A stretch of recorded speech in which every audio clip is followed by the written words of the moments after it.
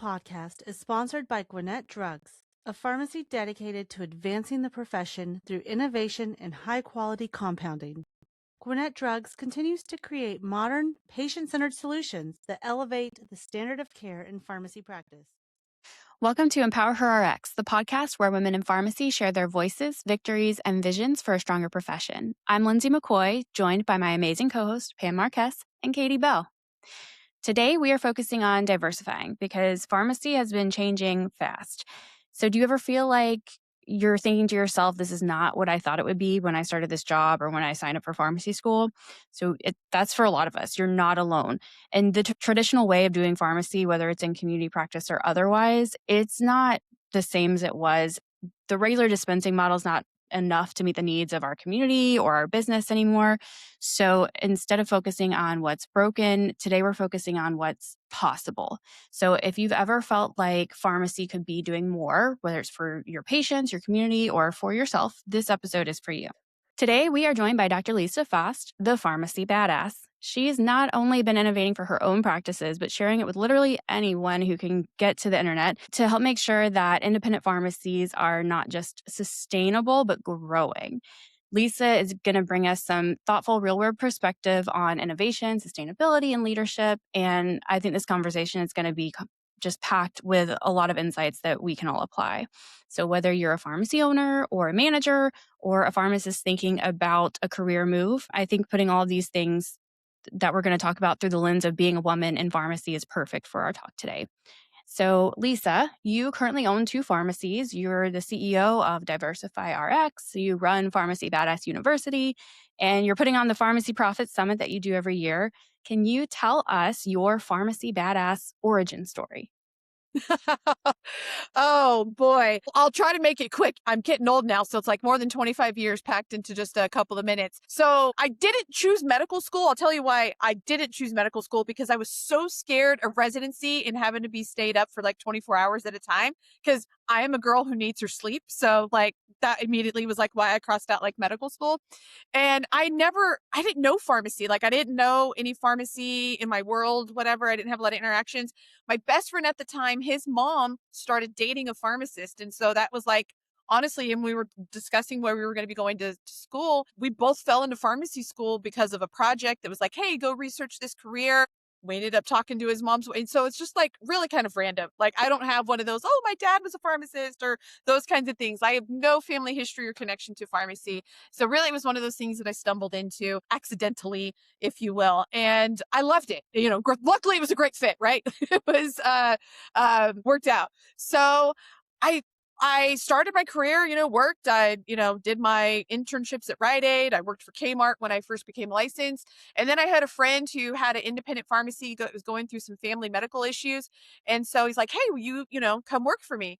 And so that was my first step into independent pharmacy. And eventually he wanted to sell his pharmacy because of those issues.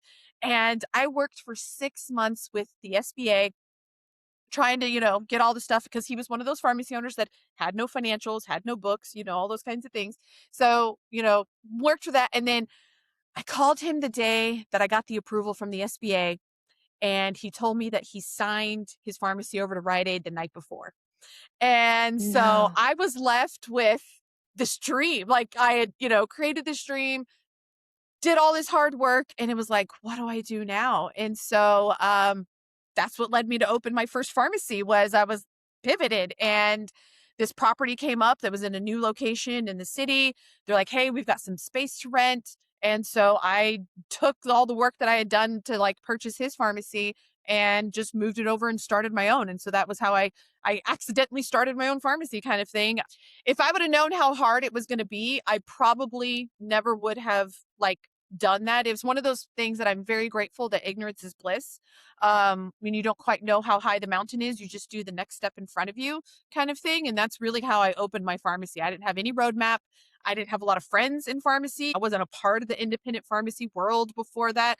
I literally just figured it out from this disappointment into creating my own. And so that was how I started as a pharmacy owner. And the road to badassery, if you will, has been ups and downs. It's had the most lowest of lows and the most highest of highs.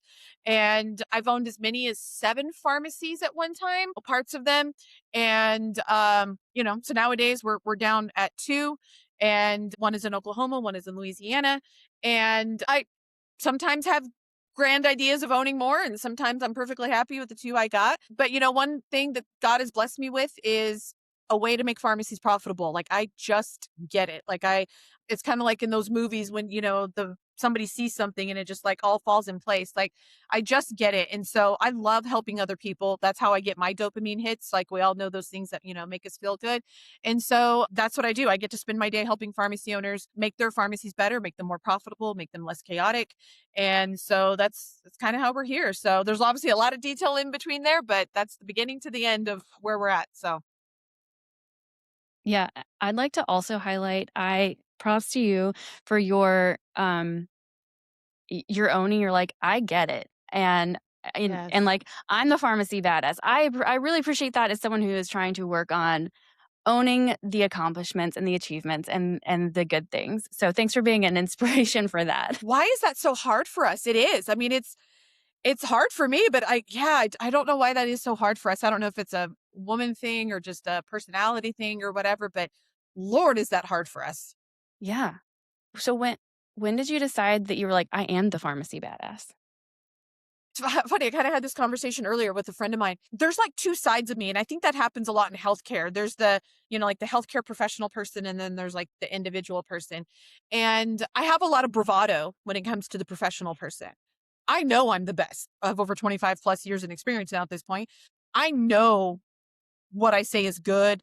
I mean, I've tested it. I've done all the things that gives you the confidence. There is no imposter syndrome over here. And I think for a lot of people who do carry that, again, we forget to acknowledge our ups. I've had a lot of downs. I've made some major mistakes, and a lot of people like to pull those out and look at that and say, "Oh, she's not good because she's made these mistakes." And it's like, man, I've learned because of my mistakes. Like, I vowed to never make the same mistake twice. That is my mantra. Evidence tells me, if I look at it from a very scientific, a lot of us are pharmacists, like that scientific viewpoint is like the evidence says that I'm good over here. So it's like on the professional side, I don't have that chip on my shoulder that comes now. I used to. I've worked through a lot of that trauma. Like, let's be fair. Like, there's a reason that you get to the space when you're older, right? And so I've become confident in accepting that evidence that is out there, but I still have a ton of vulnerability and low self-esteem and all of that, like on the personal side. Like, it's almost like there's 2 different people there, and I have a lot of trouble accepting things that are personally going good, but I've somehow fixed my professional side. And so and I also I like to be different. I'm not good at following other people and being like them. I'm terrible at that. And so I think there comes a point in our lives when we just settle in. Maybe it's an age thing, maybe it's an experience thing, where it's just, I am who I am. I'm a little quirky, I'm a little weird, I'm a little out there. And at some point we just kind of become comfortable in that, and we go with it. So I think there's a little inspiration there a bit when I was starting Diversify, and kind of how the whole pharmacy badass thing came about is, who do we want to be? Because I'm a goal line kind of person. I need to have that goal. I need to know what I'm working for. And so it was a little bit of playing on that of, who do we want to be? What is the goal line? And then bringing that together to get to that goal line. So that's kind of a little bit of how the pharmacy badass stuff kind of came about. But I first started knowing your name and through Facebook with the independent pharmacists helping each other Facebook group. And I remember the day that it became monetized, and I gave so much props to you. I mean, I was personally traumatized by that, but I loved that you were like, I put in a lot of work into this group, and we give out a lot of great advice, and I'm worth it. If you want to be a part of this group to feed this advice, we need to monetize it. So, because I'm just doing it for free here on Facebook. And I always loved that about you, and saw that when you moved over to Diversify RX, it just was so great to see all of that hard work put into a passion project that helped so many. So again, kudos. Yeah, starting the membership, when I broke away and kind of started DiversifyRx, I honestly didn't know what I was going to do with it. I actually tried to do something else. Like I applied for a bunch of jobs in pharma, outside of pharma. I love marketing. I love business development. I love strategy. And I kind of just kept getting pulled back into this world of independent pharmacy. I'd have old friends call me up and this and that. And I'd sit down and have these banging workshop sessions and things like that. And they would be like, oh my God, you changed my life. And I just kept pulling back into just that need of, I think independent pharmacy owners are just the best people on the planet. I swear you'll never find a more generous, self-sacrificing bunch of human beings. And I just firmly believe that patients deserve them. Like patients deserve independent pharmacy owners. They bleed so much for the patients, and yet we're so quiet about it and nobody knows. And so starting the membership, I didn't know exactly where it was going to be, but I had that inkling, that just internal angst, until I created something in a way to share this information. And I was very cognizant, and it was very awkward. You're talking about, Lindsay, like owning your space. Man, asking people to pay me for information was, that was a vulnerable moment, right? Like that felt very not comfortable. That felt very awkward. That first moment. And when I really launched my membership to those beta members, I had 37 people that joined as beta members. Most of them are actually still members, actually over 30 of them. Some of them actually retired, those kinds of things. But man, it was both terrifying and self-affirming at that same time when you launch something like that. And because there's nothing more vulnerable than asking people, and especially pharmacy owners, that I know how hard they work just to have $1 in their wallet, and to ask them to share some of those dollars with me, I knew it had to be good. And I've actually grown DiversifyRx very slowly, very much on purpose. As you guys probably notice, a lot of the marketing that I do has nothing to do with like, hey, come pay me money and join my club. It is all about just sharing the education and sharing the information. And that was very much on purpose. It was very much on design for many reasons. One of them being was my low self-esteem and are they going to like me kind of thing. Like that duty to people. Once they start paying you money, I have just this insane amount of duty to be the most valuable thing that they could possibly spend their money on. And so I worked really, really hard. And after that beta group, I remember I didn't open the membership for probably at least 6 months after that beta group, because I wanted to blow their socks off. Like I wanted to give them so much love and attention.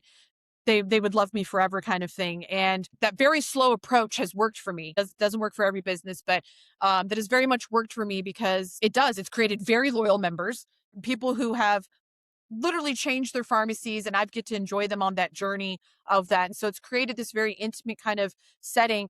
And now to the point, Lindsay, earlier, back to your confidence, like what we've been running the membership now for, 4 years now. We have enough. I know it's good. I don't have to have like a self-belief. The statistics and the evidence, if you will, shows that it's good. And so now it's easier to be bolder. It's easier to go big and talk about it.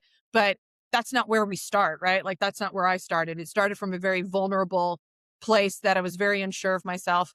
And it's kind of like Amazon. We all know Amazon, what it is today, but that's not how it started, right? And so I think sometimes when we're all looking at each other, and I think especially in women, I think just women, our culture or psyche just lends itself to being more comparisons, if you will. I don't, on the men's side, I just don't think they naturally compare. I don't know. Maybe I'm wrong. I'm not a man. So, but we often look at people like where they are, and instead of where they started or where they used to be.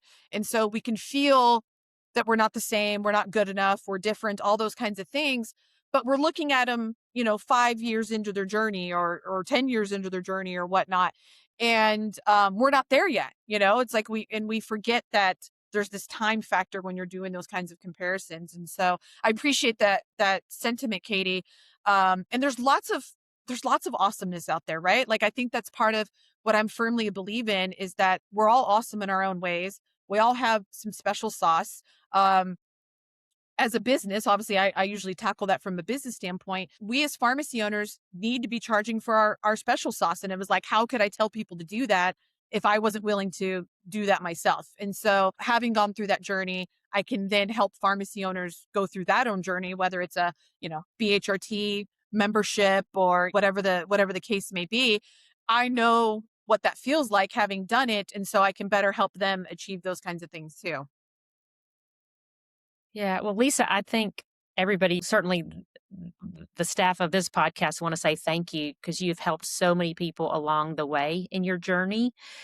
But I think it's important for us to make sure, for those of you, for our listeners who do not know you or do not understand exactly what you do, maybe share a little bit about how diversifying pharmacy from a business standpoint, what that really looks like, and so people know how to reach out to you. Explain to them some of the things you're doing to help business owners diversify their business so that can spark some excitement to our listeners, and those who need help to understand how you're assisting pharmacy owners today. Yeah, thank you for that. When I was naming my company, it was very intentional to land on the name DiversifyRx, because when I really thought about what's the one thing, like if you can narrow down pharmacy success into one thing, it was diversification. I firmly believe, like, we live in a robust society, in robust communities with all kinds of different people, different patients, different prescribers. Pharmacies are no longer a one-trick pony. We no longer can just turn on the open sign and just take whatever walks in the door and close up at the end of the day and be successful, right? You could do that, but you're certainly not going to be making any money doing that. And so we have to be more to our communities. We have to be more than just a place where they pick up prescriptions. And the only way you do that is by diversifying. And I've always felt like it's my job to be the buffet of options for pharmacy owners, where just like when you go to a buffet, you may not like everything on the buffet. Your worst dish that you would never touch is somebody else's favorite. And that's the way that I look at it in terms of revenue streams and operating parameters and all those kinds of things. Is it's a buffet table, and it's my job to create the most robust buffet table that then owners can come through and pick and choose what they want in order to create their own unique pharmacy for their own unique communities, their own unique wants and desires. And so it's diversification. You cannot just be one thing only. You have to have multiple things, and things come and go. If I think of any lesson for those of you that have been in pharmacy for longer than 10 years, is things come and go, right? One thing that's working today is not working tomorrow, and there'll be something new the month after that. And so we have to be willing to change, and we have to have a mindset of flexibility. They talk about neuroplasticity and being able to rewire your brain, and that's how pharmacy owners have to be. We have to be willing to change. We can't be willing to just sit on our haunches from success of 3 years ago. And it all comes down to diversification. And so we serve diverse communities, we serve diverse human beings. And so therefore we need to have diverse businesses. And that doesn't mean you have to do everything, right? Like, you don't have to pick everything from the buffet and put it on your plate. In fact, that's a way to overwhelm your plate and drop it, right? But it's picking out those 2 or 3 things that really are a good fit for you, that you really want, in order to create that unique business. And so that's what I do in DiversifyRx at a nutshell. But really, it's business school for pharmacy owners, right? Like, honestly, it's how to run a pharmacy. I'm not teaching you how to be a pharmacist. Certainly we have clinical tie-in programs, but it's not pharmacy school. It is truly the business of pharmacy, how to run a business, how to be that pharmacy CEO, because I think every pharmacy owner should really be thinking more like a CEO and less like a pharmacist. Yes, for many pharmacy owners, the pharmacist hat is one hat that they wear, but we sit in that hat for far too much. We need to be willing to make mistakes. The CEO hat should be loaded with mistakes. You should be making a ton of mistakes in your business. And when I say that, people cringe. Like, they're like, "Oh my God, not a mistake." And that's because you're thinking with your pharmacist hat. Yes, when you're wearing your pharmacist hat, no mistakes, perfection, right?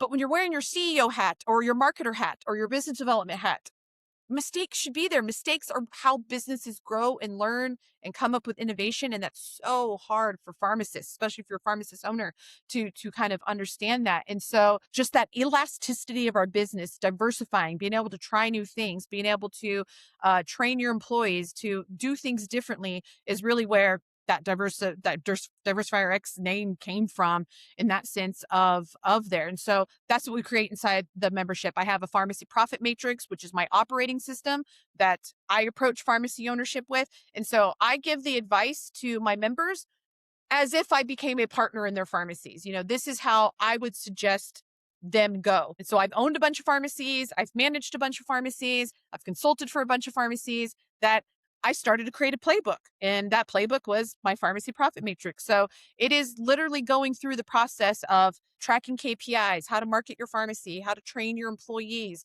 how to build new revenue streams, how to be profitable, all those things, but through the lens of our industry that it is today. The industry today is different than it was 10 years ago, different than it was 5 years ago, certainly different than 20 years ago, right? And the things that made you successful years ago, like being loyal to your primary and, all those kinds of things, like that's the way to die nowadays. Like what used to make you successful now kills you.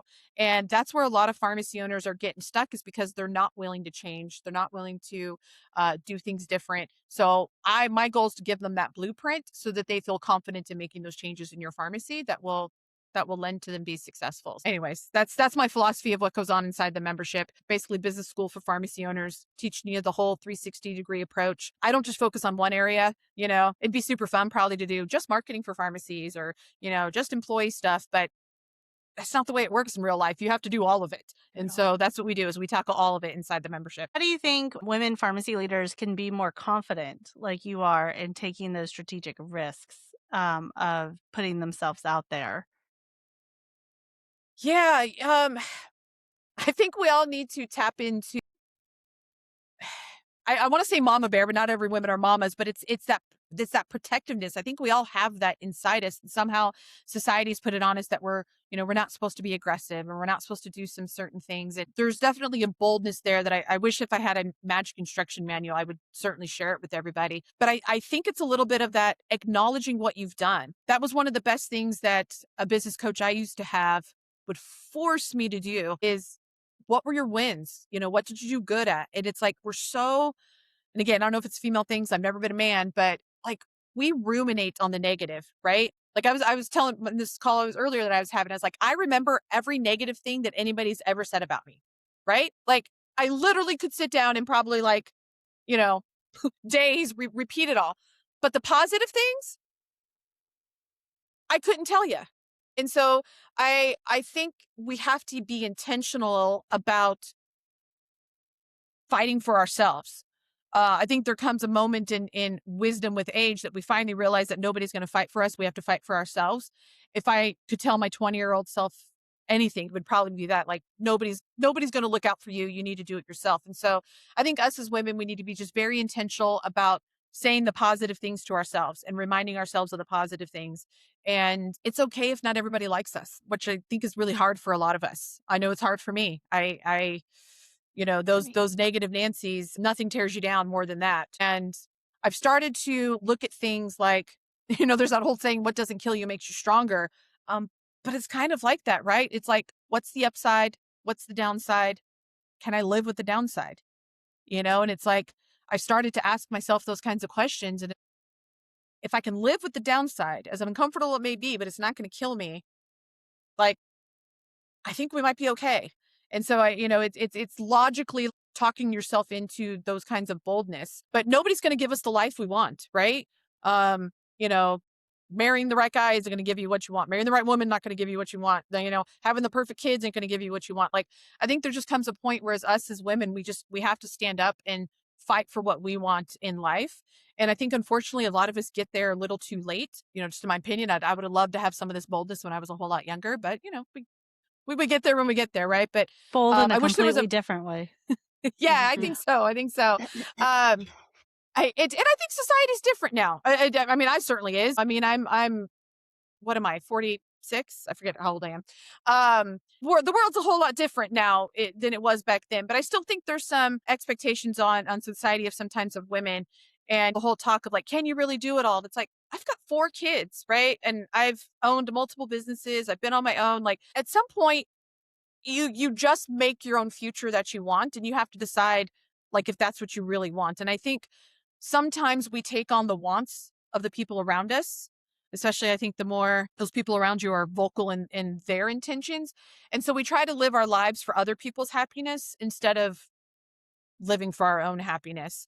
And if that was a message that I could probably get out to women, especially young women, it's a message I tell my kids. I mean, my teenagers, they're boys, but I tell them the same thing. Like, you have to, at some point, you have to live for your own happiness. Like, it's great to make others feel happy, but it's not your responsibility to make them happy. Make yourself happy. And it's kind of funny when you make yourself happy, other people want a part of that happiness. They're willing to come to you for that. And so I'm not really sure that's helpful or answers the question, but that's how I look at it.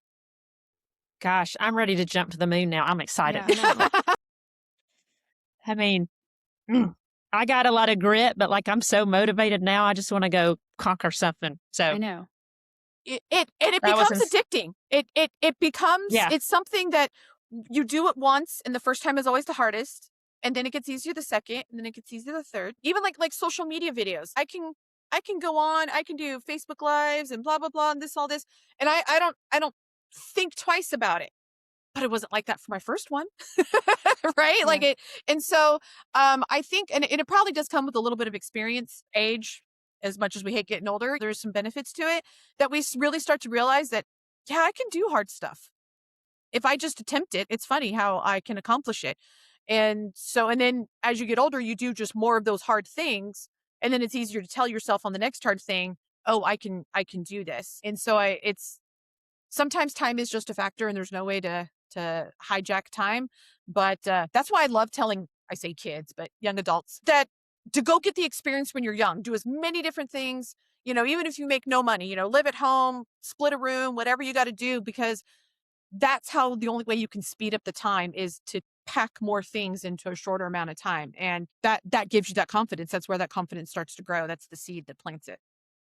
So that's a great snippet because we do have pharmacy students who follow our podcast. And so that's a great message to students, to new grads, people who are trying to find their pathway and still trying to connect to their passion, to take the sacrifice early, do lots of things, pack it in a short time. And I love that. That's a great message.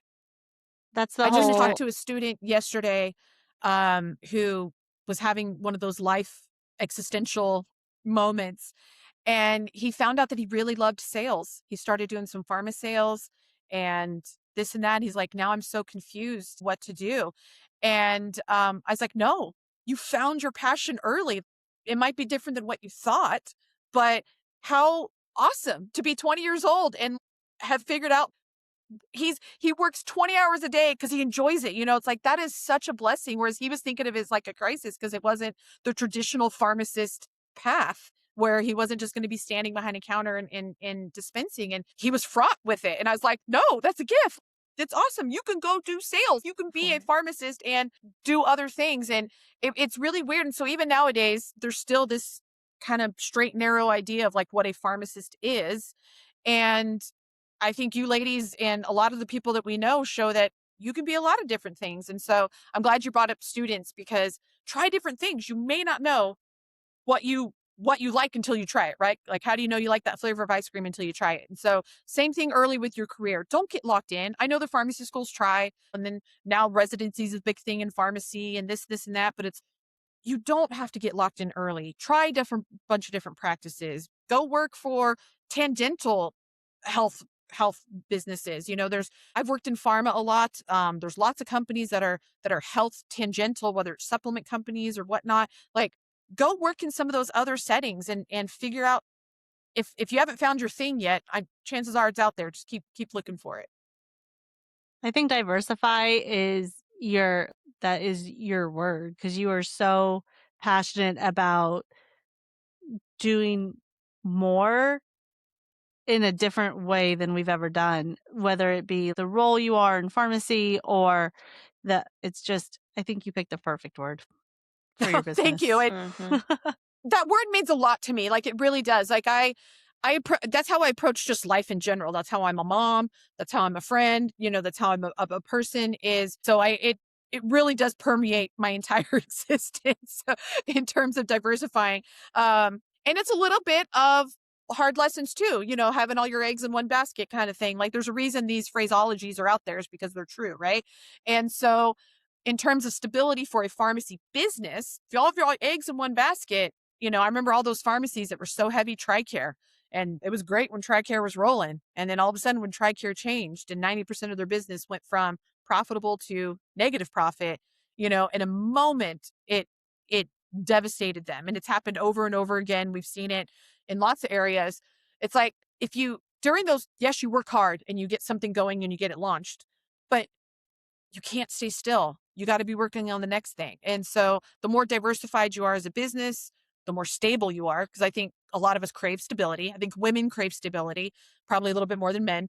And I think that's what stops a lot of women is that feeling of unstableness. But I'm super okay being unstable, but I also work my ass off to get through that period as fast as possible. It's to get to the next point of being stable, and then I do it again, right? Like it's a cycle that keeps going. But being diversified in business and in life just creates a more stable foundation. As you're building the foundation, it gets a little rocky, but then every time you build it, it just gets stronger and stronger and stronger. And so I appreciate you saying that because it does. It permeates my entire life. It's how I approach just life in general is diversify. Wonderful. Thank you so much, Lisa, for talking with us, for being here, for sharing all these insights. Like Pam said, it's really helping to boost everything for me and kind of thinking through all the stuff that I'm like, well, should I approach this way, or what should I do, or and knowing, just taking a risk, going for it, owning some positives, and seeing what we can get done. But like I said, thank you for being here. Before we close everything out today, I have one last question. We'd like to end with an Empower HERX moment, or something that we can kind of get folks thinking on. So what I'm thinking about today is, what's one small action that you can maybe recommend someone to move forward in their pharmacy, or even personally in their career, toward a greater impact and sustainability for their year? Say, get clarity yourself. It's really hard to enjoy the journey if you have no idea where you're wanting to end up. And I talk to so pharmacy owners, and they want things to be different. They're not happy where they're at. But when I get down and I ask them what they really want, they honestly don't have an answer. And that's part of why they feel lost and aimless and hopeless, is because they're just a leaf on a wind, right?